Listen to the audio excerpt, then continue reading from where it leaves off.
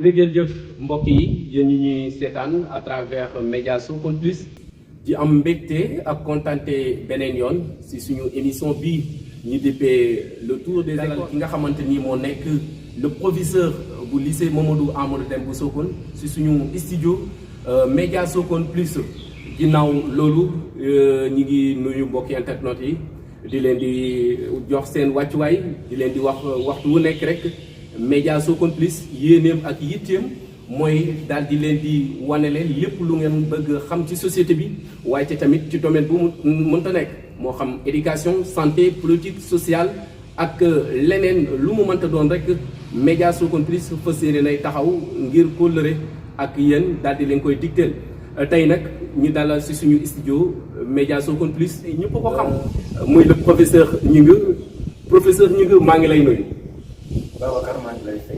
voilà donc professeur Gningue la ñu dalal ci suñu plateau bi professeur Gningue jiite li nga xamante ni mooy établissement Mamadou Amadou Deme de Sokone établissement Mamadou Amadou Deme de Sokone ñu daal di koy créé en 2001 établissement Mamadou Amadou Deme ku ko wax ne Sokone amoon na ay jafe-jafe ci wàllum njàng ci ñi nga xamante ni mooy ginnaaw bu ñu jotee seen BFEM ndaxte dañ doon dem ci yeneen dëkk yi lu ko demee ni Foundiougne Fatick ba Kaolack ba ñenn sax da leen doon tax du ñu am ay njaatige ci bërëb yooyu ba daal ñuy dem abandonné li nga xamante ni mooy seen étude mais ci loolu lycée Mamadou Amadou Deme ñu daal di ciy dox ba taxawal ko ci noonu ñu ngi ko daal di def décret 2018 1584 du 27 août 2018 lañ ko daal di jox tur wi nga xamante ni mooy Mamadou Amadou Deme de Sokone tey nag ku ñu dalal suñu gan nekk koo xamante ni ndaanaan la mun nañ koy wax ndaxte jaar nañ ci loxoom moom professeur Albert Gningue ñu gën koy xam ci Albert Gningue tey Albert Gningue moomu nga xamante ni moom la ñu dalal en 2007 lañ ko daal di affecté ci lycée Mamadou Amadou Deme de Sokone comme professeur de PS waaye te tamit mu nekkoon jiite li nga xamante ni mooy coordinateur cellule de PS donc ci lycée Mamadou Amadou Deme bu Sokone 2011 mu daal di nekk censeur ci lycée bu Passy donc 2014 mu daal di amalaat ab retour yaakaar naa ne Sokone neex na ko 2014 mu nekk daal di ñëw Sokone nekk comme censeur ci lycée Mamadou Amadou Deme bu Sokone donc 2017 ndem si yàlla le professeur bi nga xamante ni moom moo nekkoon 2017 daal doon génn àdduna le professeur Albert Gningue nekkoon censeur ñu daal di koy fal li nga xamante ni mooy proviseur par intérim donc 2018 mu daal di nekk professeur titulaire ci li nga xamante ni mooy lycée bu mixte bu Djilor ci diirub juróom-benni at waaye te tamit ci octobre 2025 la daal di amalaat ab retour compétiture daal di gagné li nga xamante ni mooy lycée Mamadou Amadou Deme bu Sokone kon gis naa ne le professeur Albert Gningue ak lycée Mamadou Amadou Deme bu Sokone loolu longue histoire la tey moom la ñu am mbégte di koy dalal si suñu plateau média Sokone Plus monsieur le professeur Gningue maa ngi lay nuyu comme ni ñu la ko waxee rek am mbégte bu baax a baax wax dëgg yàlla koo xamante ni jaar nga ci loxoom tey nga dalal ko ci sa plateau loolu mbégte la dama lay daal di bàyyi rek nga daal di nuyu ak suñu mbokki internet yu média Sokone Plus monsieur le professeur Albert Gningue. merci Babacar maa ngi lay gërëm di la sant ci présentation boobu nga def waaye comme ni nga ma ko santé mu jaadu lool aussi maa ngi nuyu képp koo xam ne internet nga te yàlla dogal nga yem ci émission bi teewlu waxtaan bi maa ngi lay nuyu maa ngi lay ñaanal jàmm maa ngi lay ñaanal sa njaboot.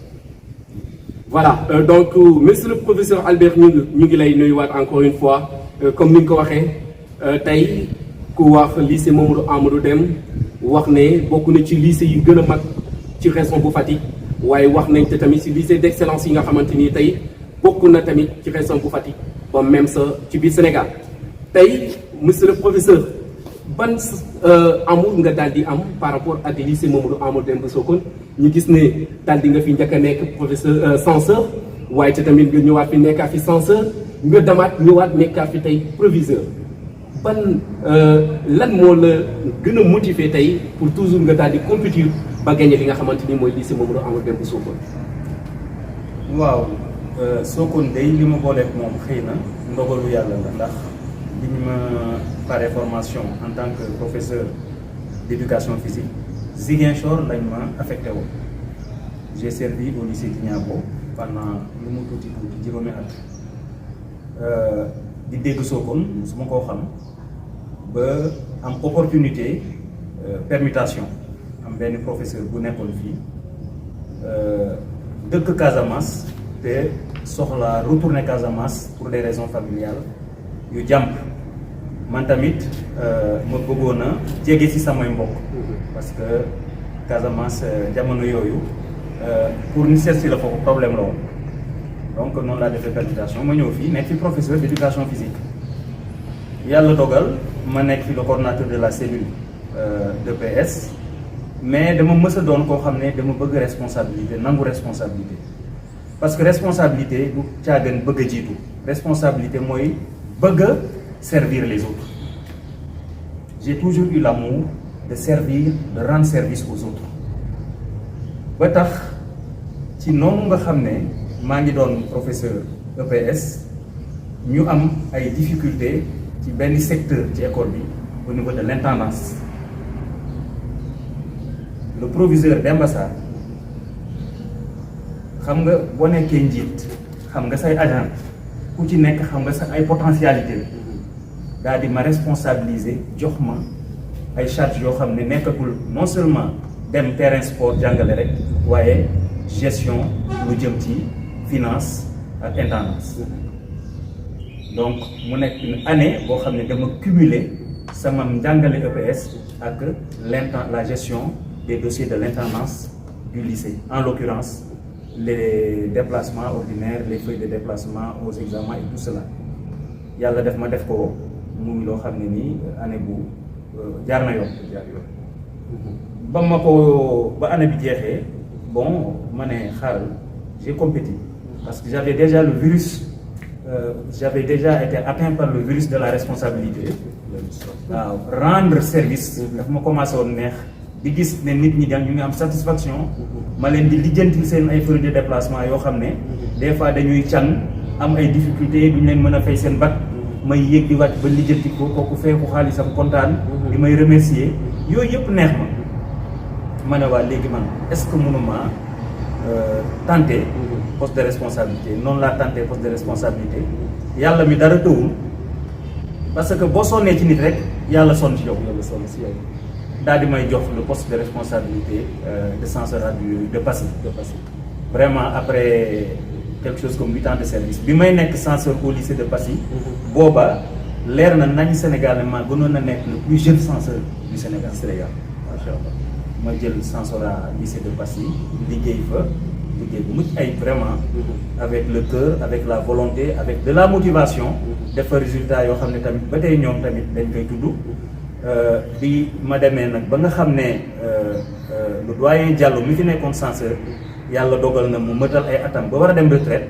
ma daal di laaj pour ñëw Sokone encore c'est toujours des compétitions c'est toujours des compétitions par chance encore j'ai gagné le censorat pour ñëw gungewaat Demba Sarr waaw monsieur Demba Sarr le proviseur gungewaat ko ba moom mu dem retraite am beneen proviseur bu ko ñëw remplacer proviseur boobu yàlla def ñu liggéey après malheureusement mu décédé ma obligé remplacer ko par intérim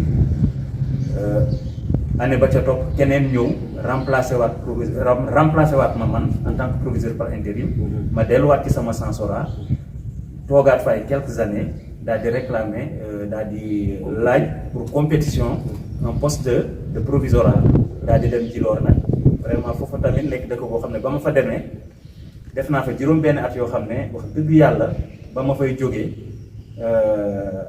neexutoon tàggatoo bi neexutoon ndax dafa am fu ma leen jëlee am fu ma leen yóbbu te ñoom ay nitu kóllëre lañ jàppoon nañ ne war nañ maa mën a téye man daal war ko ma faa mën a jógee waaye nag nul n'est irremplaçable li ma delloo si Sokone kon c'est que à Djilor on peut me remplacer mais à côté de ma famille kenn mënu ma remplacer.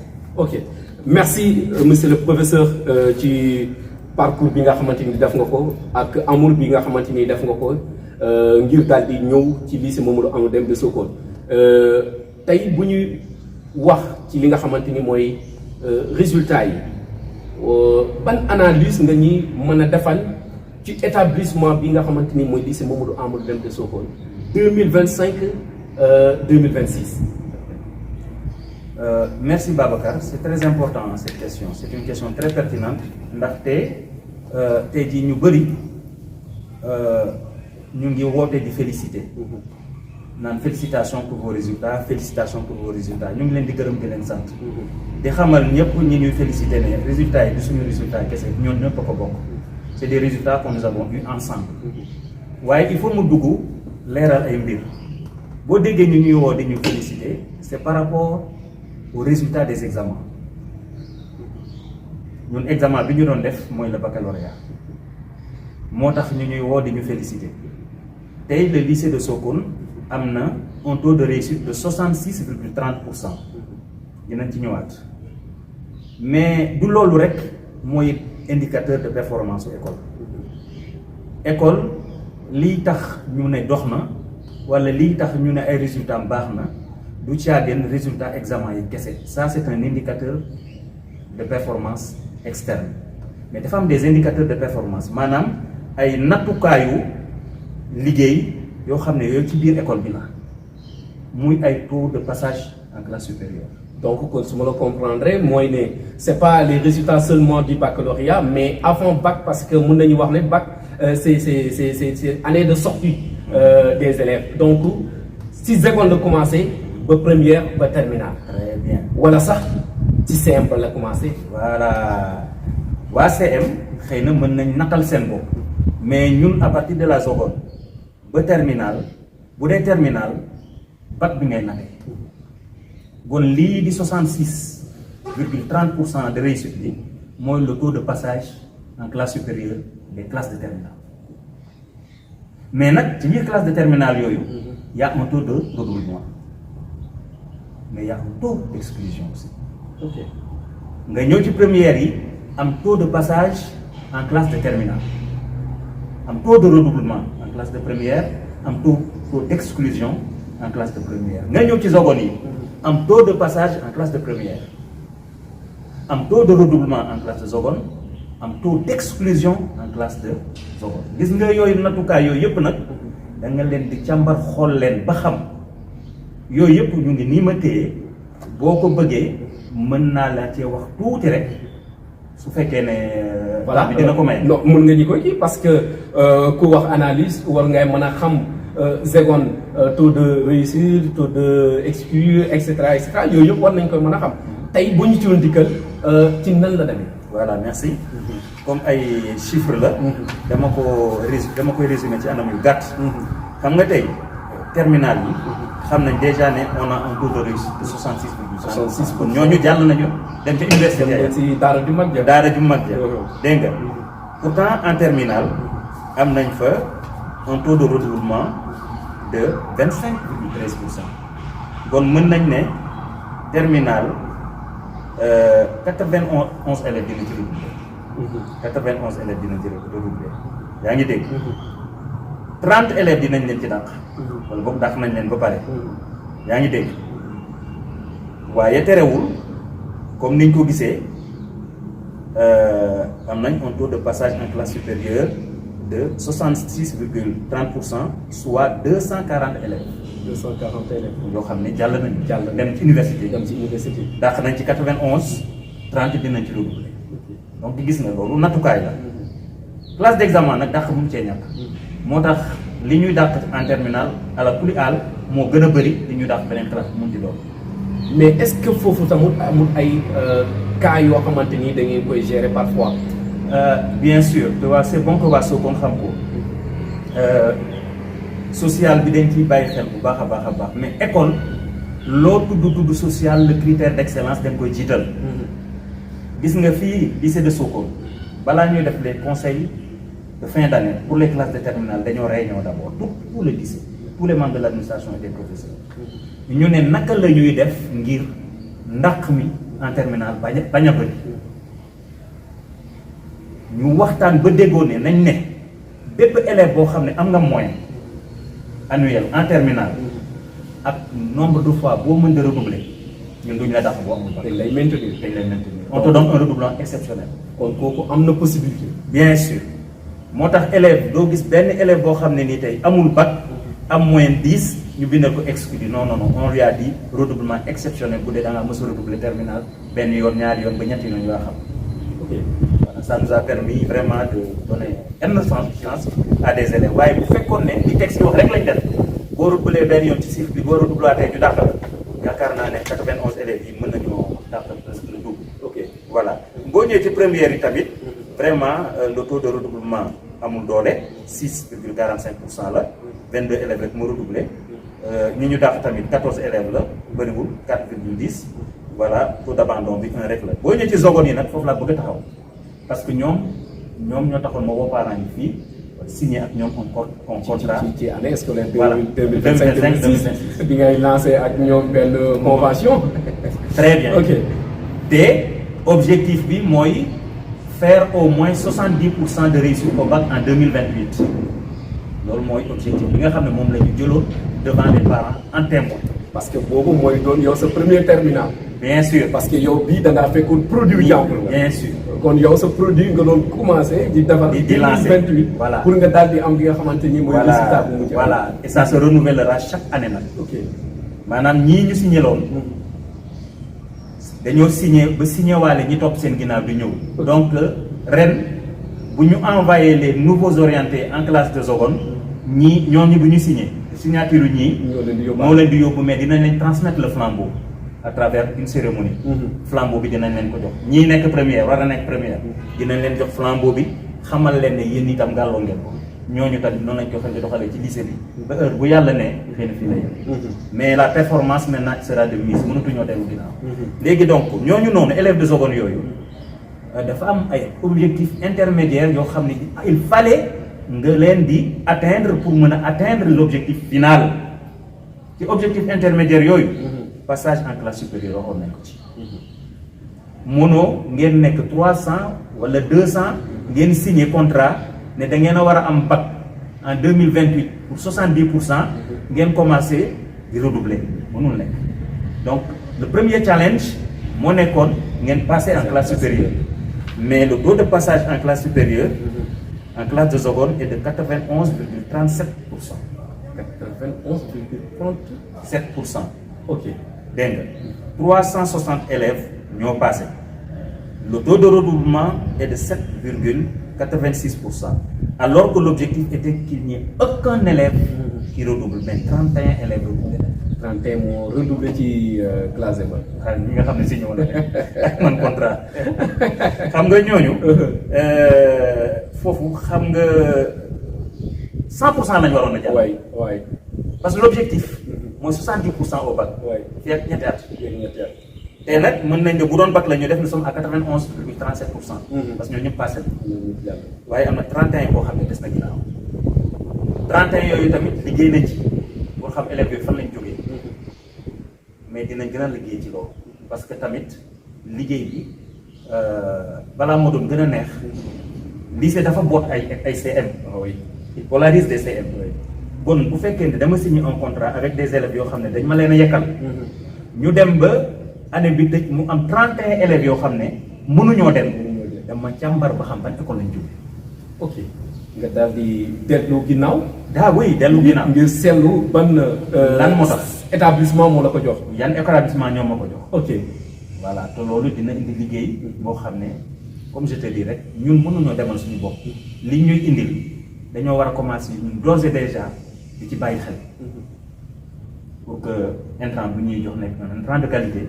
dañu war a collaborer intimement franchement avec les CM et les écoles privées. pour que données yu ñuy jox reflète réellement le niveau des élèves. waaye mënuloo yow ab élève agsi ci yow nga gis ay notes. mais nga dawal année scolaire bi gis ne notes yi dëppoowul ak niveau élève bi. ok je suis désolé. dafay am. ok donc su ma la comprendre mooy ne parfois nga gis ay bulletins yoo xamante ni bu ngeen koy jot en seconde da ngay gis ne élève bi moyenne bi bu baax la am mais bu dawalee daf li nga xamante ni mooy premier semestre deuxième semestre da ngeen di gis ne. y a quelque chose avant foofa dès le premier et deuxième devoir sax dañuy obligé jëlee ay élèves S yóbbu leen L pour sauver leen te moyens yi leen orienté c' est des moyens yoo xam ne nii moyens élèves S la parce que avec une bonne note en mathématiques mais ñëw fii chaviré mënatuñu dem fenn nga xam ne lii ñu bind ci kayit bi dëppoowul ak li ne ci xale bi. léegi yéen loolu nan ngeen ci fas yéene taxawee. ah non ñun ni ñu ci taxawee nii mooy on réoriente les élèves pour qu'ils ne perdent pas une année. Très rapidement on détecte que ça ne va pas on réoriente. Ou bien si l'élève dit que man bëgguma def S on réoriente.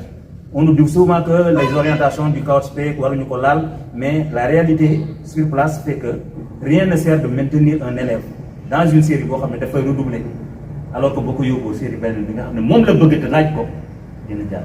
ok voilà leneen li nag ça nous échappe mooy naka lañ mën a def pour que que les notes au niveau moyen reflètent véritablement le niveau des élèves parce que li ma lay wax nii nekkul ne damay accuser parce que élèves yi ñu am ñuy def fi ay mentions très bien ci ñoom lañ jógee. Man je t'ai parlé que de 31 redoublants. Donc 360 yu passé yëpp ci CM yi lañ jógee. Ils ont de très bonnes moyennes. ñooñu defal suba ay mentions très bien mais dafa am ñu ci rax. C'est ça. Mais félicitations et chapeau à tous ces CM qui nous produisent cette qualité d'élèves qui fi ñëw ñuy signé comme ñoom ay contrat yi ñuy defal ay résultats yu la kenn mënul wax yu baax a baax. Voilà balaa ñoo foog ne damay fustiger non je parle de quelques 31 élèves yoo xam ne boo seetloo wax dëgg yàlla rëcc nañu mais niveau indaale wuñ ko. C'est ça. Ok alors ba léegi rek ci analyse yi donc comme ni nga ko waxee. nga daal di koy dalee ci seconde première terminale tey terminale bi nga xamante ni moom nga wax ñu xool ne statistique bi ci niveau région bu Fatick ngeen daal di jël 31e position ci lu toll ci 54 lycées yi nga xamante ni moom moo nekk dans la région de Fatick tey position boobu lan ngeen ci mën a wax. est-ce que bu ñu xayma wala ñi nga xam ne ñoo ñu seetaan tey ñu gis ne lycée Mamadou Amadou Deme dem na jël. fanweeri place ak benn ci rang ci li nga xam ne mooy région bu Fatick est-ce que tey mën nañu wax ne lycée bi lycée d'excellence la wala loolu lycée d'excellence. question boobu tamit c'est très pertinent parce que document bi nga xam ne mooy les statistiques du bac de l'académie c'est un document boo xam ne xam naa léegi mu dugg ci réseaux sociaux yi ñëpp gis ko document boobu wane na ne 54 lycées publics yi nekk Fatick. doon joŋanteeg bac bi le lycée de Sokone 31e place la ci jël.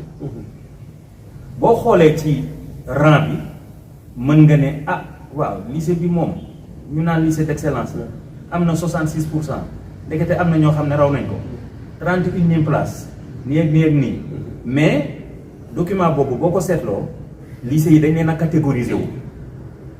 ok. Sur les candidats aux examens. Les lycées sont catégorisés sur les effectifs généraux. Maanaam tey jii un lycée boo xam ne mët nga 1000 élèves dañ leen ne lycée 1000 et plus lycée de catégorie 8-9.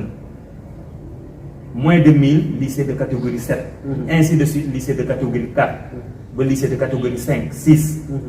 Catégorisation boobu ñu ngi basé wu ci nombre d'élèves bi nga xam ne moom la lycée bi am. te boo seetloo tey ci suñu département bi. rawatina suñu région bi. lycée yu bëri ay lycée mixte lañu. lycée mixte mooy lycée boo xam ne daa ëmb ab CM ci biir. ëmb ab lycée ci biir classe yi commencé 6e dem ba terminale. bii nag du lycée mixte bii lycée classique la. ok seconde la commencé dem ba terminale. loolu tax tey boo ñu jëlee dugal ñu ci biir ay lycée mixte di ñu nattandoo ak ñoom. su boobaa nattukaay bi day lay forcé par exemple 31e place bii ñu jël 30 lycées yi nga xam ne ñoo ñu féete kaw. amu ci benn lycée boo xam ne présenté nga presque la moitié de nos candidats. Oui. Nous on a présenté combien de candidats 366 candidats au baccalauréat. su boo jëlee exemple lycée de Niodior moom moo nekk le premier dans l'académie. avec un taux de réussite de 95,74%. ma leen di féliciter au passage réussite du ndaw waaye nag en termes de candidats présentés au bac ñoom 47 candidats lañ présenté ñun ñu présenté 366 candidats lycée bi topp ci moom le lycée de Palmarin Fakao 82 candidats la présenté lycée Djirnda avec un taux de 87,50%. Toutes mes félicitations. 8 candidats l'ont présenté. Non, lycée de Bassou, 37 candidats l'ont présenté. Lycée de Mbam, 100 candidats l'ont présenté. Comprendre? Le lycée de Diakhao, 203 candidats l'ont présenté. Maintenant, mais tous les 30 lycées, ils ont dit amu ci daanaka lycée boo xam ne présenté nga lu mu 200 candidats. parce que boo xoolee donc ci li nga xamante ni mooy données yu ñu yor ak gis nañ ne sax comme fanweeri lycée yi nga xamante ni ñoom ñoo leen jiitu amul kenn koo xamante ni am na effectif bu supérieur à 200 yéen rek yéen a am plus de 300. voilà ku ci am 200 tamit 200 bi tuuti nga ciy teg. donc yéen lycée Coumba Ndoffène Diouf bu Fatick. yaakaar naa moom rek moo leen ëpp effectif. bien sûr Coumba Ndoffène Diouf. Coumba Ndoffène ils ont présenté 489 candidats.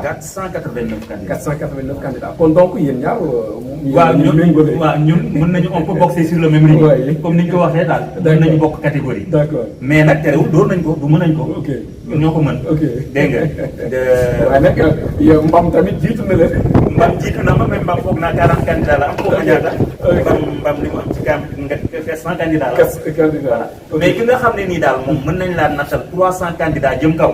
ci académie bi. amul kenn ku leen ji. maa leen raw ñoom ñëpp. yaa leen raw waaw kon catégorisation bi buñ ko mënoon a def sur la base du nombre de candidats présentés au bac ou bien ñu def une fourchette ne ñi am nombre de candidats compris entre temps et temps ñoom la ñu classé waaye ku présenté 366 candidats nga bëgg mu rawante ku présenté 8 candidats c'est illogique. N'en demeure pas moins toutes ces écoles qui ont fait ces très bons résultats. dama leen di féliciter. dama leen di féliciter samay naataangoo dañ def nañ liggéey bu am solo. xam nga bërile baax na barkelle ak gënati. du dëgg. bërile nag barkelle dara gënu ko. dëgg la ñun nag bërile nañ barkelle nañ ñu sant yàlla bëgg mu continuer vraiment que les effectifs deviennent de plus en plus grands parce que effectifs yi lu ñu yokk mooy ay xale yu gën a jàng réussite yu gën a am. bu ko defee du gën a réussir loo voilà foofu tamit je fais un clin d'œil non seulement maa ngi félicité ñëpp ñi nga xam ne région de Fatick les écoles publiques ils ont fait un taux de réussite de 69,11%. dëgg yàlla maa ngi leen di félicité tous les lycées de la région de Fatick de l'académie de Fatick bravo 69% bi boo gisee mu mët ko vraiment c'est parce qu'il y a des lycées donte sax élèves ya fa nekk bëriwuñu mais c'est normal li gën a bon mooy bëriwoo élèves ba pare te dafa résultat. waaw oui mais boo demee ba am vraiment 40 élèves l'objectif était que 40 yëpp jàll. parce que c'est juste une classe quoi. du dëgg. voilà parce que bu ñu koy xayma ak lycée moom. mooy classe c'est une classe benn classe la. waaw kon l'objectif était que tout le monde passe. donc bu ñu demee ba yàlla dogal ñu nekk ci ay 95% wala 90% de réussite. vraiment ils sont à féliciter. loolu lépp nag boo ko boolee moo ñu may un taux de réussite de 69,11 dans l'académie de Fatick. ça c'est le public. Maintenant il faut exploiter le privé. Le privé nag bon c'est là où vraiment le bas blesse. waaw foofu le taux de réussite est à 29,62%. waaw am na privé yoo xam ne góorgóorlu nañ. bu ngeen posté document bi ñi mu concerné dinañ ko gis. am na privé yoo xam ne mën nañoo gën a góorgóorlu. mais nag privé Sokone yi moom génne nañ ci bu baax a baax mën nañu féliciter. di féliciter waat tous les privés parce que gis nga école privée. jànga je vais vous dire une chose. war ñu woon koy natt ci taux de réussite. bu fekkoon ne man maa moom dogal bi. école privée duñ ko natt ci taux de réussite. maanaam ñu naan am na 10% wala am na 11%. c'est-à-dire que école privée. bu xasee am benn élève bu fa réussir rek c'est une réussite. benn élève kese bu fa réussir rek pour man c'est une réussite à acclamer. pourquoi. voilà li tax mooy ñun li ñuy sànni parce que jàpp nañ ne amatuñ place ci ñun. ñoom la ñuy for defar ba mu baax ñu delluwaat université rarement ngay dem ci école privée yi fekk fa élèves yoo xam ne dañoo am place lycée ne non du ma jàngee lycée école privée lay jàngee. waaye surtout si suñu zone bi. suñu privé yi ñoo tax may wax. je ne parle pas des privés nga xamante ni ailleurs la ñu. ailleurs yi nga xam ne des privés de qualité supérieure nga xam ne. am nañ moyen pour yóbbu. voilà moi je parle de nos écoles privées laïques yi nga xam ne on les a créées ici pour sauver. récupérer des élèves yoo xam ne seen carrière wala seen avenir c'était déjà compromis parce que école nguur tamit daa am fu mën a yem ci social am na foo xam ne bu fa àggee à la politique àggee lay bàyyi nga dem mais kooku nga bàyyi mu dem xam nga pare na mais bu demee privé mën cee waslu ak ba def ko ba mu réussir bac école privée boobu war nañ koo tàcc parce que sauver na une carrière waxatuma laa nag ñu dem bay dégg fii ren ay école privée yoo xam ne élèves yi dañoo réussir bac bay am mention. ci biir mention yooyu sax ñu gis ne lycée bu Sokone ñoom daal dinañ ci am lu toll ci 28 mention. waaw loolu tamit quand même c'est une réussite bu ñu mën a tudd ndax gannaaw Coumba Ndoffène Diouf bu Fatick amul beneen école bu ñu ëpp mention ci académie Fatick Coumba Ndoffène dañ koo gagné ci taux de réussite. mais ci nombre de mentions. moo gagné si. moom moo ñu gagné il a 37 mentions. on a 28 mentions. am na ñu tolloo mention nag mais amul kenn ku ñu ëpp mention gannaaw loolu. ok vraiment c'est ça aussi. ok alors donc comme ni ñu leen ko waxee rek yéen a ngi seen émission bi nga xamante ni en direct la sur Média Sokone Plus di amal le tour des écoles émission bi nag doonut ne dañ ci yemale fi nga xamante mooy lycée Mamadou Amadou Deme mais bëgg nañ tamit di dem fu nekk ci biir Sénégal waaye rawatina ci région bu Fatick donc monsieur le professeur Albert Gningue la ñu dalal toujours si suñu studio Média Sokone Plus monsieur le professeur. wax nga ci li nga xamante ni mooy analyse yi ci résultats yi wax nga tamit ci classe intermédiaire yi tey boo ñu doon xamle li nga xamante ni mooy fonctionnement bu lycée Mamadou Amadou Deme nan lay fonctionner. ok fonctionnement vacances yi wala pendant l'année scolaire. Pendant l'année scolaire mais aussi vacances yi. Voilà. parce que gis nañ ne yéen vacances yi à chaque fois gis nañ ne seen porte yi day tijjeeku. voilà c'est important xam nga lycée bi. wax nga porte tijjeeku buntu moom jaaruwaay la pour dugg du dëgg wala jaaruwaay pour génn alors ça me permettra de parler un peu aux parents d'élèves et à la population ngir xamal leen nan la nit mën a def ba dugg ci lycée bi ok c'est important ndax lycée bi ah wax dëgg yàlla nit ñi naw nañ ko wóolu nañ ko te gis nga parent moom fu mu yaakaar ne doomam mën na faa réussir rek dafay jug gis nga le rapport de confiance boobu am entre le lycée et les parents d'élèves dafay tax chaque année day am rush nit ñoo xam ne dañu bëgg a indi seen doom fii te nag dinaa leeral naka la mën a nit mën a def ba jànge ci lycée bu njëkk mooy ñu orienté la fi boo amee BFEM ñu orienté la gis nga xale yi yëpp yàlla def ñu am BFEM amee ko lycée collège Macodou Ndiaye amee ko Sokone 2 amee ko Mbouloum amee ko école privée yi ñu wër le lycée de Sokone moo leen di polariser c'est-à-dire moo ibbi ay buntoom pour xaar leen gis nga élèves yooyu dinañ leen orienter directement depuis Fatick le centre académique d'orientation professionnel et scolaire mu ñu ko wax CAOSP mooy orienter élèves yooyu parce que élèves yooyu ñoom ñëpp defoon nañ une demande d'orientation ba déposer ko foofa képp koo xam ne remplir nga les conditions d'orientation parce que conditions d'orientation aussi da nga koy remplir di nga gis ay élèves yoo xam ne am nañ BFM waaye duñ leen orienté de dañuy des troisième wala ñu dem privé parce que remplir ñu les conditions d'orientation ni mooy boo amee BFM lu mu néew na nga am une moyenne annuelle de 9,50 boo amee BFM dinañ la orienté lycée lu mu néew daal da nga am une moyenne annuelle de 9,50 plus le BFM boo dee 10 boo amul sax BFM dañ leen orienté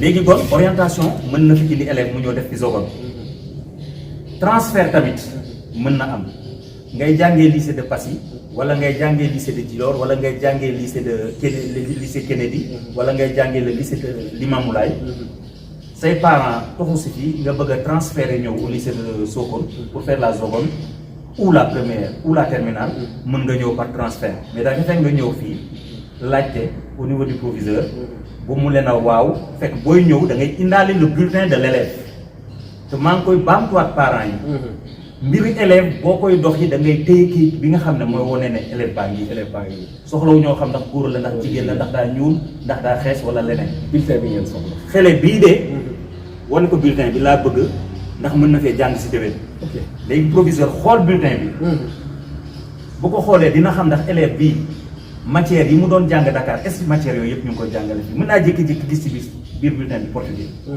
wala mu gis ci biir russe wala mu gis ci biir beneen langue boo xam ne ñun duñ koy jàngale fii mu ne la ah kii de du ma ko mën a jël parce que LV2 bii mu jàng fii amul fii dégg nga wala mu xool gis ne élève bi école privée la nekkoon transfert mënul am diggante école privée ak école publique booy transféré da ngay jógee ci école publique pour une école publique wala proviseur xool bulletin bi gis ne l'élève a été exclu du lycée d'origine élève bu ñu exclure mënuñu koo transféré daf la wax ne kii dañ koo dàq mënuñu koo jël comme nañ koo dàq fa mu jógee mënuñu koo jël bu fekkee nag nga proviseur xool na ba xam ne kii mën na fay en place daf lay bindal attestation d'avis favorable au transfert attestation d'avis favorable au transfert bind je sous-signe monsieur le proviseur Albert Ibounying du lycée de Sokone atteste que l'élève tel initialement à l'école telle peut disposer d'un transfert pour venir au lycée de Sokone afin d'y faire la classe de tel LV2 tel daal di ko signé jox ko parent bi daal di ko yóbbu ci école boobee ñu defal ko transfert waaye nag jóge privé comme ni ko gars yu bëri di ma ko ñaanee ndax proviseur sama doom mu ngi woon privé bi te fay bi daa cher loolu dama bëgg mu ñëw lycée mësula am te du mës a am jógee privé ñëw lycée Sokone mësula am te du mës a am boo jógee privé ñëw lycée Sokone rek xam ne da nga doon def 3e privé am sa BFEM am sa moyenne waa CAOSP orienté la fii en classe de seconde mais nga doon def foofa seconde mu 10 wala nga doon def foofa première mu 10 nga bëgg a ñëw bu place fii mënta am lenn rek moo mën a am ma ne woon damay def un concours d'entrée foofu laa bëggoon a laal voilà parce que gis nañ ne lycée Mamadou Amadou Deme am na ay at ci ginnaaw daf ko doon def mais lu tax yéen léegi dafa ko wala yow rek yow daaw nga soog a ñëw est-ce que yow di nga may possibilité li nga xamante ni mooy ndongo yooyu pour ñu def examen boobu pour d'entrer au lycée ci année scolaire 2026 2025 mënaguma ci wax dara parce que dafa am loo xam ne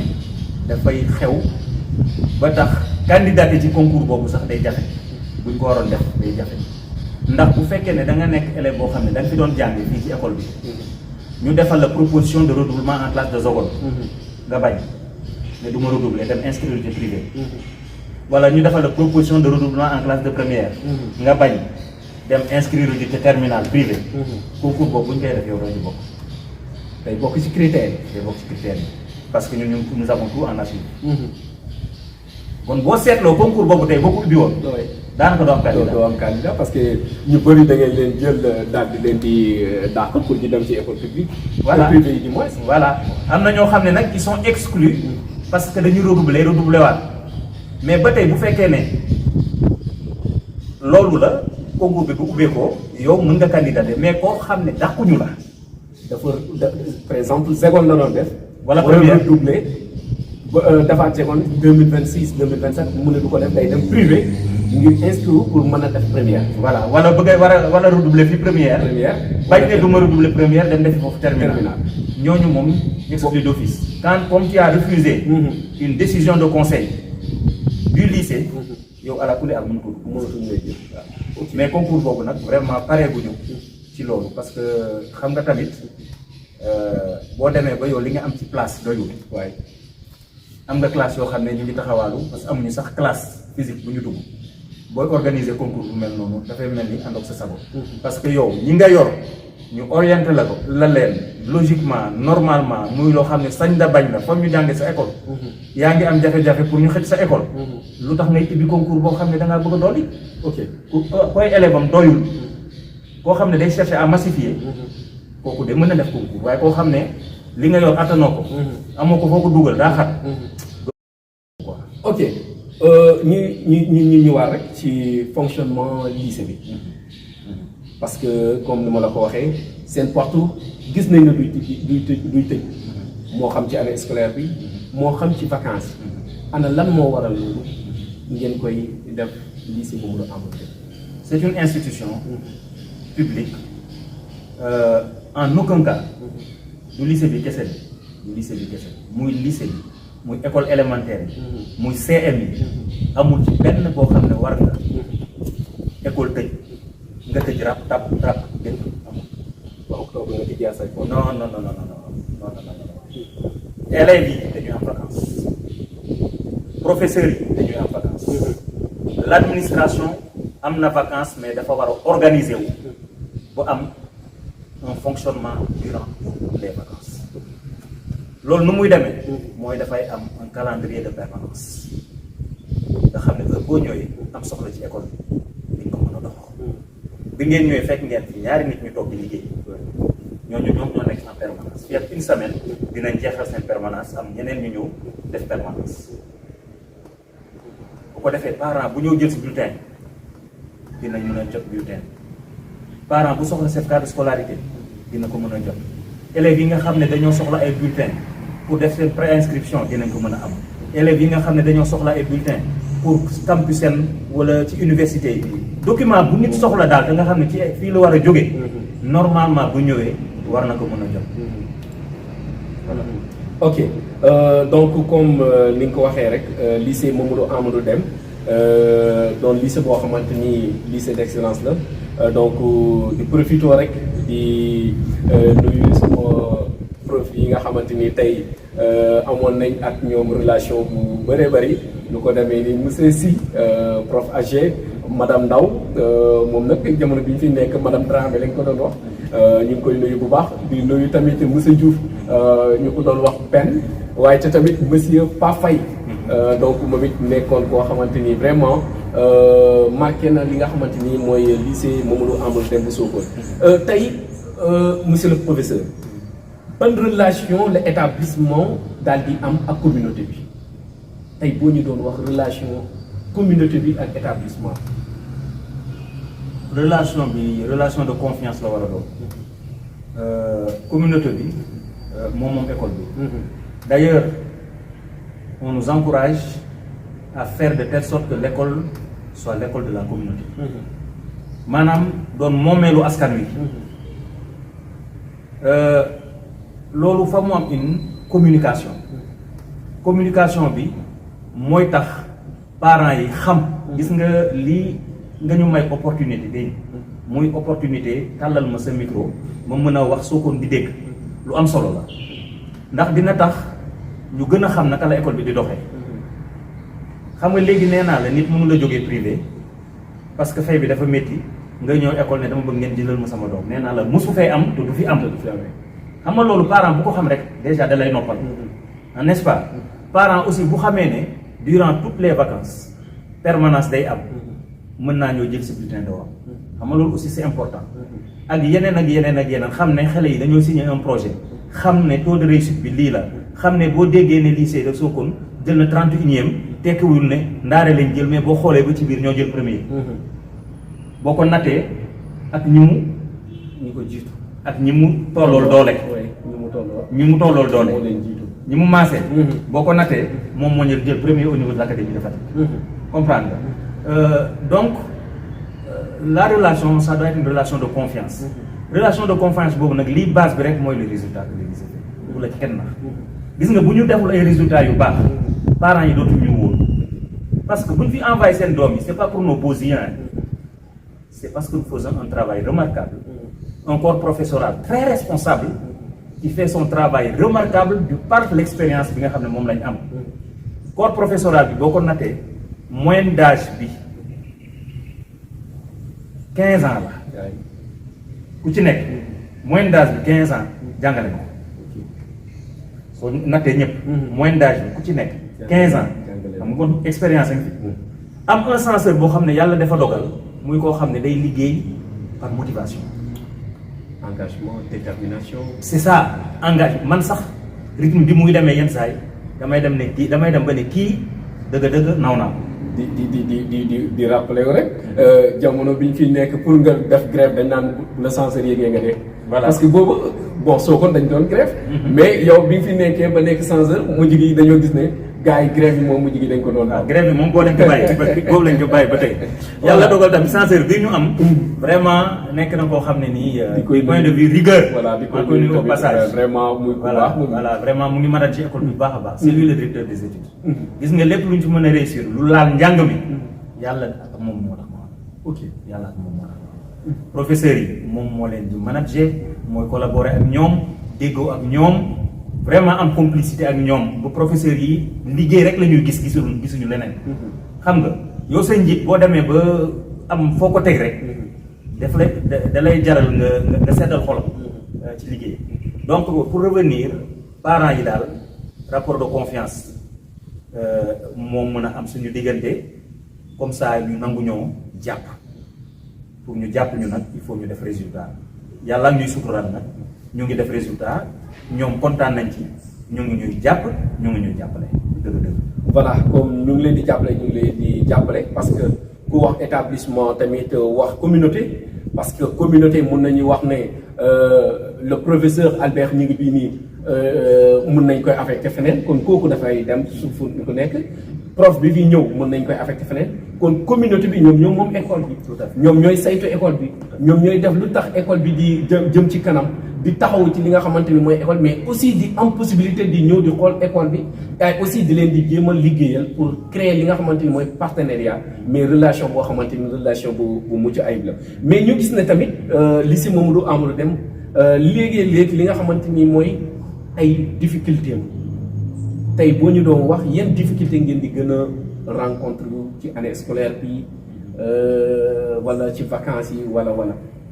bon difficulté yi moom la plus grande difficulté de cette année vraiment